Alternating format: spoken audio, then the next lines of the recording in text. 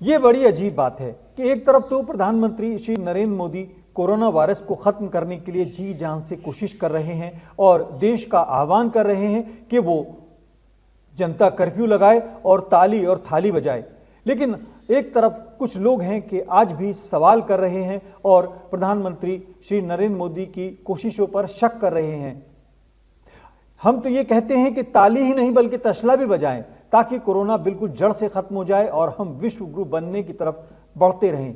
लेकिन कुछ लोग हैं कि आज भी सवाल कर रहे हैं और कह रहे हैं कि ट्रंप के आने पर कितने 100 करोड़ रुपए का खर्च हुआ और राष्ट्रपति ट्रंप के स्वागत में कई 100 करोड़ रुपए किसकी तरफ से खर्च किए गए। उसके अलावा कुछ लोग सरदार पटेल की एक बेशकीमती मूर्ति बनाने पर 3000 करोड़ रुपए सिर्फ खर्च होने पर सवाल उठा रहे हैं। कुछ लोग ये भी पूछ रहे हैं कि कॉरपोरेट जगत के लाखों हजारों करोड़ रुपए कैसे माफ किए गए और किन किन लोगों के माफ किए गए, सवाल उठा रहे हैं। कुछ लोग ये भी सवाल उठा रहे हैं कि आखिर विदेशियों पर जाने में कितना खर्च हुआ। इसके अलावा अगर आप बात करें विज्ञापन पर और सिक्योरिटी पर कितने 100 करोड़ रुपए या कितने हज़ार करोड़ रुपए खर्च हुए, ये सवाल करने का फिलहाल वक्त नहीं है, क्योंकि वक्त है इस वक्त कोरोना वायरस से निपटने का और प्रधानमंत्री नरेंद्र मोदी के साथ सहयोग करने का।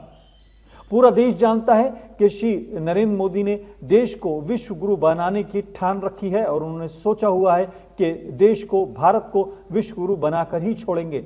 ये अलग बात है कि आज भी कुछ लोग नेगेटिव सोच रहे हैं, उनकी फीलिंग्स में नेगेटिवनेस जो है वो खत्म नहीं हो रही है। वो आज भी आंकड़े पेश कर रहे हैं। वो कह रहे हैं कि कुछ आंकड़े ये साबित करते हैं कि एक आइसोलेशन बेड पर लगभग 84,000 लोग हैं और अगर आप बात करें एक क्वारंटाइन बेड पर 36,000 लोग हैं और एक डॉक्टर पर 11,600 मरीजों का आंकड़ा वो पेश करके प्रधानमंत्री नरेंद्र मोदी की कोशिशों के ऊपर सवाल उठा रहे हैं। यहां तक तो लोग कह रहे हैं कि एक बेड और एक हॉस्पिटल जो है वो 1826 भारतीयों के लिए है। यानी अगर बात करें वो आंकड़ों से पैर उखाड़ना चाहते हैं और ये बताना चाहते हैं कि भारत की जो कोशिशें हैं वो जमीन पर शून्य हैं। ये बहुत गलत बात है, क्योंकि प्रधानमंत्री नरेंद्र मोदी और खासतौर से सरकार जिस गंभीरता से कोरोना वायरस को खत्म करने के लिए जी जान से कोशिश कर रही है, ऐसे में हमको नेगेटिव फीलिंग नहीं लानी चाहिए। ऐसे में हमको ये सवाल नहीं करने चाहिए कि आखिर किसानों का हजारों करोड़ रुपया मिल मालिकों पर क्यों बकाया है, अभी तक वो क्यों नहीं दिया जा रहा है। किसानों को लेकर अगर हम मिल मालिकों जैसे धरोहर को, देश की जो संपदा है, उसको हम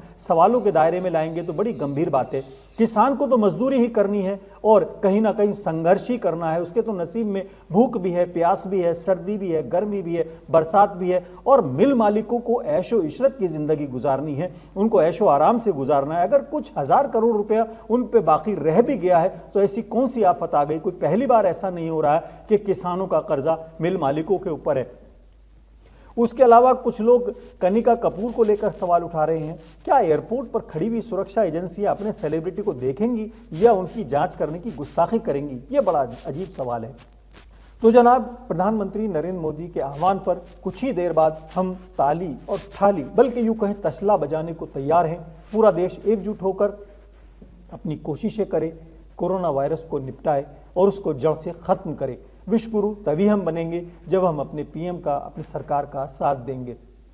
कुछ लोगों को अगर थाली बजाने पर ऐतराज है या उनको शक है कि इसके पीछे कोई साजिश तो नहीं, तो वो अपनी तरफ से अजान भी दे सकते हैं, अपने किसी और धर्म के अनुसार भी काम कर सकते हैं, गिरजाघरों में घंटा भी बजा सकते हैं, लेकिन कम से कम उस समय देश की एकजुटता का परिचय दें।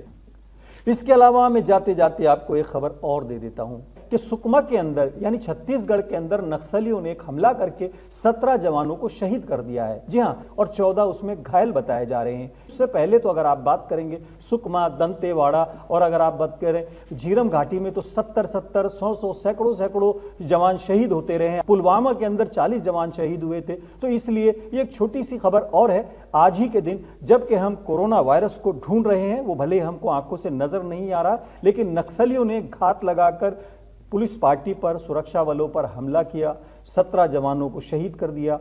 उन 17 जवानों को नमन, उनकी शहादत को सलाम, जिन्होंने देश की सुरक्षा के लिए, देश को बचाने के लिए अपनी जानों की आहुति दे दी।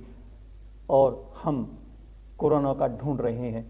हम बहुत जल्द ताली बजाने के लिए, थाली बजाने के लिए, बल्कि तशला बजाने के लिए तैयार हैं। आप भी एकजुट रहें और फिलहाल अपने मेज़बान आज़ाद खालिद को इजाज़त दें। जय हिंद।